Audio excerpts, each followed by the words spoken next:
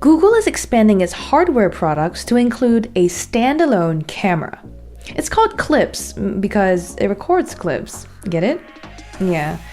It's a $250 accessory designed to help you capture memorable moments you might otherwise miss when reaching for a phone. Google is quick to emphasize this isn't meant to be a wearable or always-on camera. It's intended for a pretty specific audience, parents of human babies and fur babies.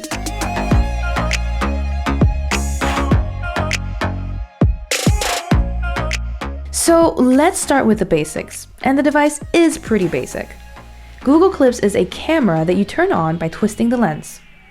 Once it's on, one of 3 white LEDs next to the lens blinks periodically to indicate it's watching. And when it thinks something interesting is happening, it'll capture a 7-second burst of video. There's also a shutter button you can press to take a shot, but the idea is you shouldn't have to use it often.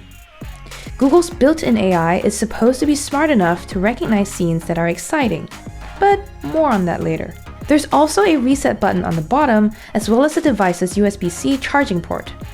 That's it for Clips' physical characteristics. Super simple. The setup process is relatively fuss-free too. The camera is compatible with both Android and iOS, and the main difference between the two is that you'll have to press a button on your iPhone to initiate file transfer, while that happens automatically with Android. Pairing your phone to Clips is straightforward. Download and launch the app, press the camera's onboard shutter button, and that's it. Once you're done setting up, you can start having fun. Google includes a sturdy clip accessory that doubles as a stand, so you can attach the device to the back of a chair or your diaper bag to get more camera angles. The system will recognize people, dogs, and cats, and when it notices something interesting happening, it will record a 7-second video. To be clear, this is actually a series of still images stitched together. The camera shoots at 15 frames per second and does not record sound. It has no mic. This not only keeps file size relatively small, but also lets you export specific frames as images afterwards. I didn't use that feature much though, I preferred the videos. Actually, I especially liked the app's built-in editor that lets you crop into a specific part of the frame and control when to start and end the video. It was super easy to focus on what I wanted and export just those parts. Google's also made sharing these clips very simple. You can save your selection as a GIF, an MP4, or a live photo, which you can then publish on basically any platform. So Google has nailed all of the basics, but what ultimately sets Clips apart is the AI. And this is where it gets a little tricky. It's not easy to tell exactly what the AI finds interesting or why, but I've noticed some patterns. You can teach Clips who is important by training it on your Google Photos library or taking a photo of that person or pet using the dedicated shutter button. Over time, the system will also learn who's important based on how much you hang with them.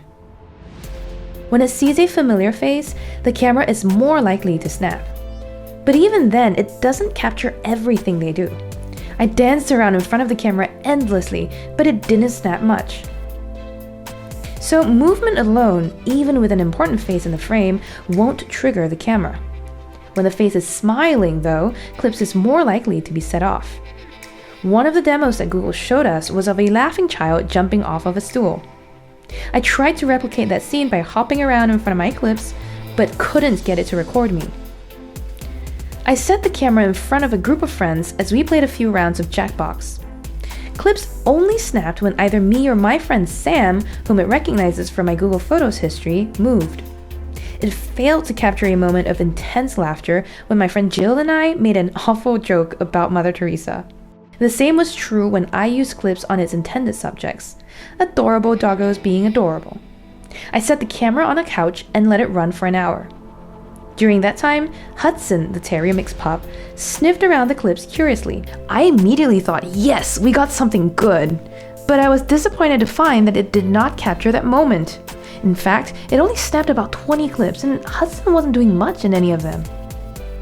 Bottom line, even if you have Clips set up and switched on when a special moment happens, there's no guarantee the device caught it. Google says it didn't design Clips to be set it and forget it. It's not a security camera. It's not always on.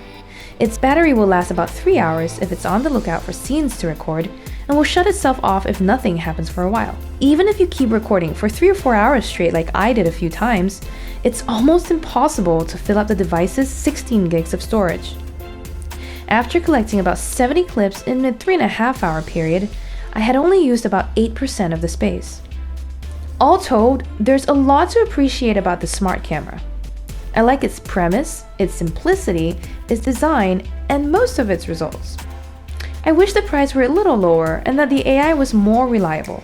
But ultimately, this is a product that lives up to most of its promises, even if it is unpredictable. Most of all, I am intrigued by its potential. Sure, this was designed for parents, but think of all the ways the rest of us could use this. Athletes could record themselves performing slam dunks or back-to-back 1080s. Chefs could get close-ups of their chopping prowess. Circus performers could show off their mad juggling skills. Clips is being marketed to a surprisingly limited audience, but with a few tweaks, it could be pretty compelling for the rest of us non-parents.